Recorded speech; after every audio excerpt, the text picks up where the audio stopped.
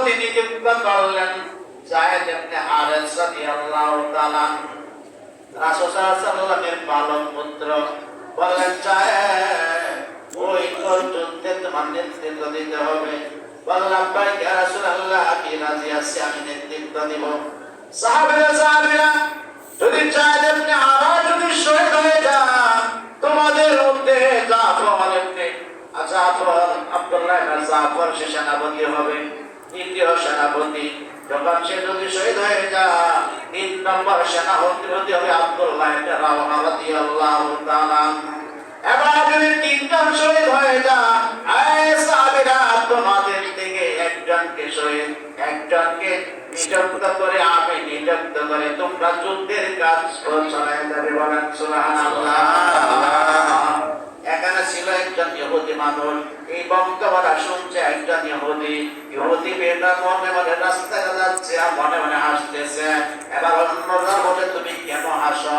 বলে, হাসছি যে এই যে আজকে যুদ্ধটা হবে, এই যুদ্ধের মধ্যে ৩ জন শহীদ হয়ে যাবে। কয়জন? ৩ জন শহীদ হবে। তুমি কেমন ভাবে জানলা? আমি যে জেনেছি আল্লাহর নবী মুহাম্মদুর রাসূলুল্লাহ সাল্লাল্লাহু আলাইহি ওয়াসাল্লাম কখনো মিথ্যা কথা বলে নাই, কখনো মিথ্যা কথা বলে নাই। বলছে প্রথম সেনাপতি হবে যায়েদ ইবনে হারেস রাদিয়াল্লাহু তাআলা। এবার যদি যায়েদ ইবনে হারেস যদি শহীদ হয়ে যায়, তখন জাফর বিন তাইয়ার যদি শহীদ হয়ে যায়, আব্দুল্লাহ ইবনে রাওয়াহা রাদিয়াল্লাহু তাআলা যদি শহীদ হয়ে যায়, তখন মুসলমানের ভিতর থেকে একজনকে সেনাপতি নিযুক্ত করে যুদ্ধের কাজ পরিচালনা করবে। বলেন সুবহানাল্লাহ।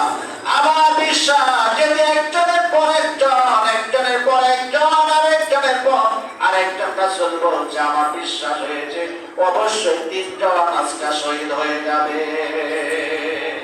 রাসূলের কথা কখনো মিথ্যা হয় নাই। ঠিক আছে, যখন কাফেলা শুরু হলো, সব যখন পেতে শুরু করবে, তোমরা যাও সব প্রস্তুতি নিয়ে আসো। সবাই প্রস্তুতি নিয়ে আসলেন। সর্বপ্রথম সেনাপতি যায়েদ ইবনে হারেস রাদিয়াল্লাহু তাআলা তিনি আসলেন, আয়েশা কাঁদতেছেন।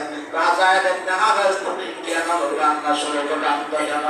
রাসূলুল্লাহ, আমি কাঁদি, আমি দুনিয়ার ভয়ে কাঁদি না, দুনিয়ার মহব্বতে আমি কাঁদি না, আমি সম্পদের জন্য কাঁদি না, আমি কাঁদতেছি এই জন্য, আমি যদি আজকে শহীদ হয়ে যাই, আপনার পুরানিক চেহারা আমি আর কখনো দেখতে পারবো না। যেহেতু আমার পরে একজন সেনাপতি আছে, আমার বিশ্বাস আমি অবশ্যই আজকে শহীদ হয়ে যাব। আমার ধারণা আসলে বিশ্বাস আছে, যেহেতু আমার পরে দ্বিতীয় সেনাপতির নাম ঘোষণা করেছে, আমার বিশ্বাস এখানে আমি সর্বপ্রথম আমি শহীদ হয়ে যাব। বলেন সুবহানাল্লাহ। সাহাবীদের মধ্যে বিশ্বাস ছিল কিনা? বিশ্বাস ছিল কিনা? এবার দ্বিতীয় সেনাপতি উনি বাসায় চলে গেলেন।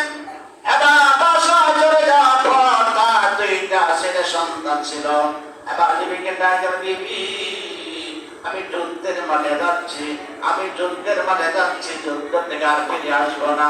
কেন গো স্বামী আসবেন না? কিভাবে জানেন? আমি জানি আমার পরে আরেকজন সেনাপতি আছে, আমার পরে আরেকজন সেনাপতি আছে, আমার পরে আরেকজন সেনাপতি আছে। রাসূল বলছে, আমার দ্বিতীয় সেনাপতি আমি, তৃতীয় সেনাপতি যেহেতু আরেকজন আছে, আমার বিশ্বাস আমি এখান থেকে আর ফিরে আসতে পারবো না। আমার সন্তানদেরকে তুমি বললো না যে সন্তানকে বলো, সন্তানরা কান্নাকাটি করবে, যে সন্তানদেরকে আমার শহীদের সমর্থন দিও না, তারা ছোট মানুষ।